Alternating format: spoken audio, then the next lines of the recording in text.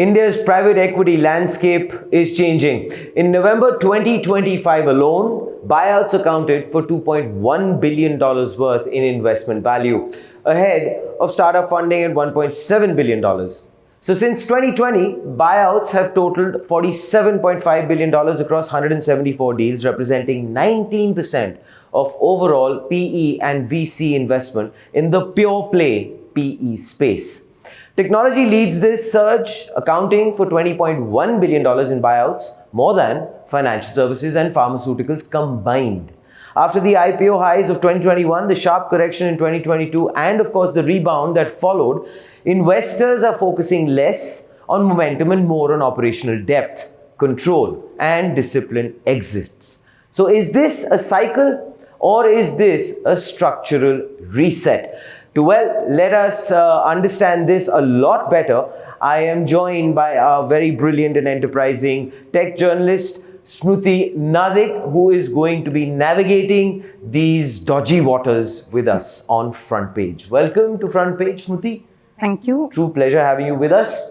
Always. So let's just start, Smruti, with the fact that, let's set a context first. Are we seeing this as more of a fundamental shift or is it something else? No, we're definitely seeing this as a fundamental shift because it's more control-driven. It seeks more operationally active buyouts because fund managers are also seeking stakes to influence the strategy, create more value, secure exit paths.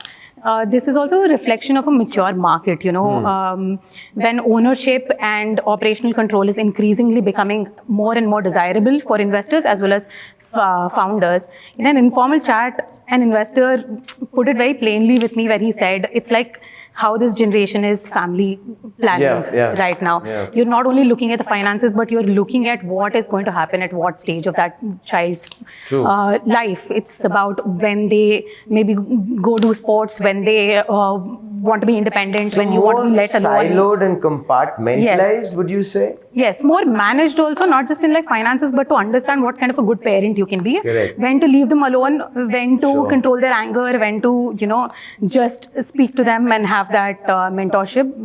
It's very similar to that, which was nicely put by that investor. But it's very interesting, no, Smruti, that like you said, you mentioned that this is also the market maturing. This kind of methodology was something which wasn't seen in the past, no? And why do you see that maybe that shift is taking place or that maturity is coming through, for example? I mean, India is becoming more and more visible in many sectors right now, especially in tech and other cash-generating sectors. It's like food delivery apps or grocery apps. We're very much visible, and it's also working with the people. In the last 10 years, we've been so digitized that everything digitally really works. So the market has matured. The way founders are looking at how to scale and also, to think about what solution that they're going to solve. Not just, building something for the sake of it, just really catering to the people. Really, it matters in the mature market, and that's what is happening right now. So I guess the environment has helped in a big way also because, I mean, we are competing internationally and that always tends to put a certain sense of positive pressure when you start to build on something. I of course have to call out some numbers. Buyouts have totaled $47.5 billion since 2020 and now of course represent 19%, as I had mentioned earlier. 2025 November alone saw $2.1 billion, Smruti. What's driving this acceleration? Exit strategies, 2 words. And when you're planning for stronger exit strategies, value is created in those focused startups or companies. And like I mentioned, the tech and cash generative sectors, like in the infographics mentioned, many companies are looking at how to solve a problem, like I mentioned before.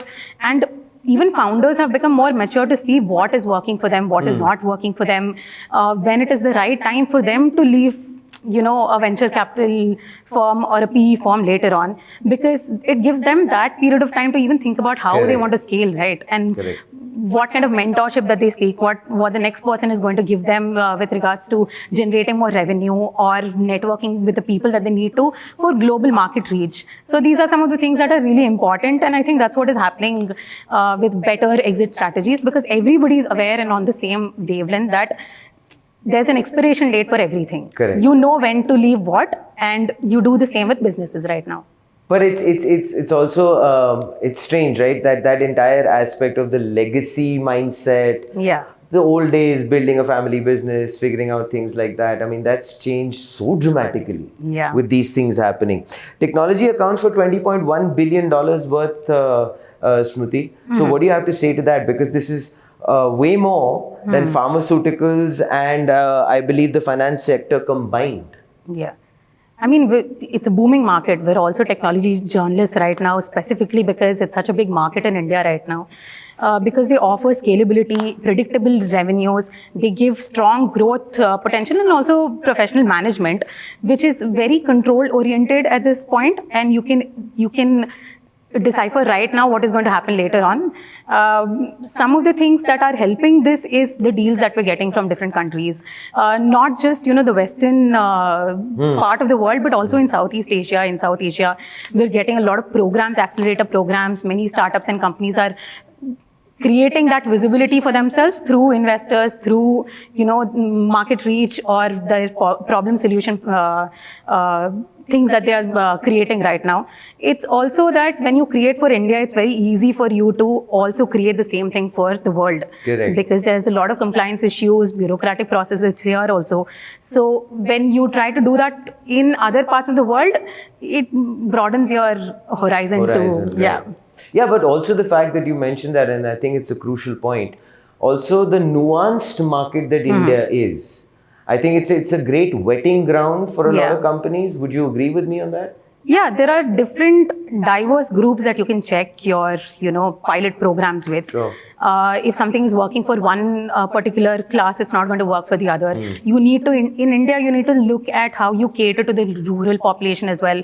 Tier 2, Tier 3 is also rising with many AI hubs right now. So you need to cater to a large demographic in India, which helps you to scale your products in other places. So I guess that line is definitely correct, right? If you can sell here, you can sell anywhere. That is exactly what I've been hearing from founders when I take these interviews, because when they scale in India, throughout India, not just like one city or tier 1 cities, it's very easy for them to scale throughout the world as well. Fabulous. Then the next one, again, the numbers. I have to keep going back to the numbers. By the way, for everyone who's watching, Smriti has written out these 2 articles. And they're very in-depth, so I would implore everyone to please go ahead and take a look at both the articles. They are at on our website, which is the Analytics India magazine. So Blackstone reports 20%, right, Smriti? Plus, which is the IRRs from control investments. And Bain now embeds value creation teams into every deal. So the point I want to ask you is this: has Indian private equity moved away from the financial structuring to hands-on operational transformation? Yeah, absolutely. It is shifting towards a more operational transformation, because controlled deals are delivering these IRRs, and investors also are looking at portfolio performance rather than just financial engineering. It's not only about the money, it's about the tech integration that you have in your startups, the margin expansion it can give you, the controlled stakes can enable faster strategic pivots also. You need to constantly think about what is going to work right now and what is not going to work later on. And that later on is not too far away. Yeah, not too far. Things change very quickly in this digital space. So all in all, like I said, it's like a family planning. You need to really look at what is working, how they're scaling, what revenue expansion they're getting, how much money or profits they're making. If they exit, how much funds that they will get. Even when you have a strategic alignment like this, it's easier for them to be publicly listed also. True. Yeah.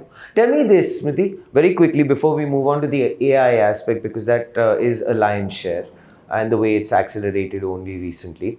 What do you feel has been the contribution as far as the state is concerned, in terms of the policies, for example, or in terms of how the government is giving a lot of kid glove treatment as far as technology or AI, etc. is concerned? Only in the budget recently, we all kind of noticed that. So do you think that also has had a strong influence as far as the PE and this shift is concerned?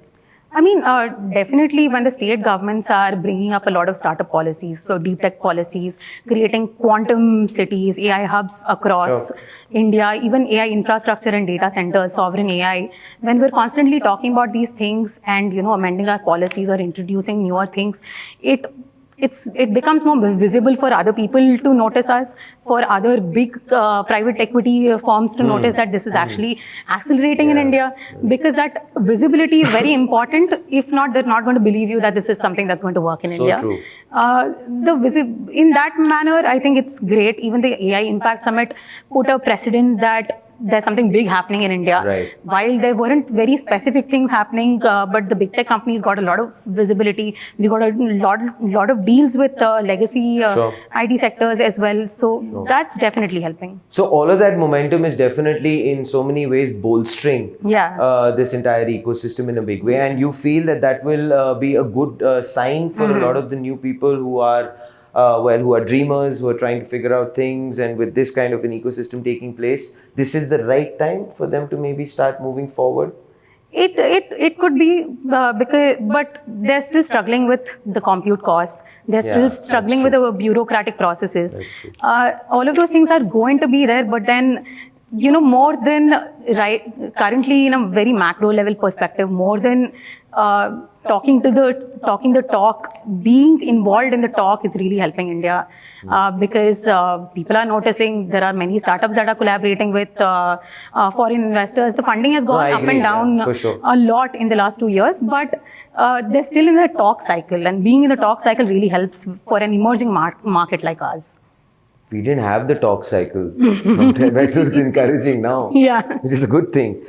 Now, of course, coming to address the elephant in the room, which is the AI aspect. So, do you consider this as an existential risk or a growth multiplier? Because a lot of experts are calling it that. So, I want to understand what you have to say. I think, in my opinion, it is both, especially in this era of AI where everything is changing rapidly. You have to factor in the AI capabilities, scalability, and integration into the business that is actually solving a problem with. You also have to consider the pricing deals, because it's a diverse market here. Yes. Something very expensive is not going to work with households that you might be targeting. You have to also forecast returns, assess the risk, because like I mentioned, what is working in the beginning of the year might not work towards the end of the year. Pricing, according to me, Smriti, is very important in India, I feel. I mean, look at any sector for that matter, right? Price points are very important. Yeah, that's why you need some kind of mentorship to make the founders also commercially aware that in the beginning, it might not be possible for you to make profits, but you're building that momentum for yourself so that 5 years down the line, after these long gestation cycles, you get what you want. Point. Yeah, you reap what you sow, so you need to take it slowly. Fair. What do you have to say in finality? What do you feel, given whatever we've discussed till now, and of course, you have had insights from a lot of the investors. What's the mood looking like? How are things looking like, for example, 3 years ahead? What's the road looking like? So it's a very mix of emotions, where some of the investors want people to build proprietary models, but some of the investors are actually understanding that building proprietary models is not necessary for India, because people are creating a lot of things. If you're building upon that and providing scalable solutions for your region, that's more important. But the venture capital firms are really helping small startups with seed funding, in early stage funding. That's really helping right now. FDI has gone low in the last year. I covered that last year, and I saw, especially in Bangalore, we hit a low sometime in 2025. But a lot of AI and deep tech focused venture capital firms are coming up. After that, after they also have an exit strategy, is when they can also go to larger PE firms and be like, this has actually worked right now, and you can come to us, and we will give you some kind of predictable revenue from this segment. Which is nice. Yeah, which is great. Would you like to maybe share a use case, if you have something, if you remember from the top of your head, in terms of I don't know the name of the startup, I forget, but I think Yali Capital, when I spoke to them, the investor had mentioned that the startup already had spoken to somebody else at that moment of time, who then acquired them. So this gave them a good exit strategy, because they weren't capable of giving them something after a certain point. Fair. And those products that they were trying to build were more aligned with the next firm that was going to give them funding. So that alignment within the relationship between the investors and the founders and the future investors is also very important. It gives you that time and space to really think about what you want from Fair this startup or your company. So good times ahead? Yeah, I think so. Fair. Well, there you have it. Smriti, of course, agrees. And thank you so much, as always, Smriti, for being on Front Page. It's a true pleasure to always have you with us. And, well, ladies and gentlemen, as Smriti put it across, first and foremost, a gentle reminder that it would be nice for you to go ahead and take a look at her articles. They are in depth. They are on the Analytics India magazine website. And as I believe my takeaway would be, from what she had mentioned right at the top of this discussion, it is a talk cycle that India has gotten into, which is a wonderful little encouragement which has taken place.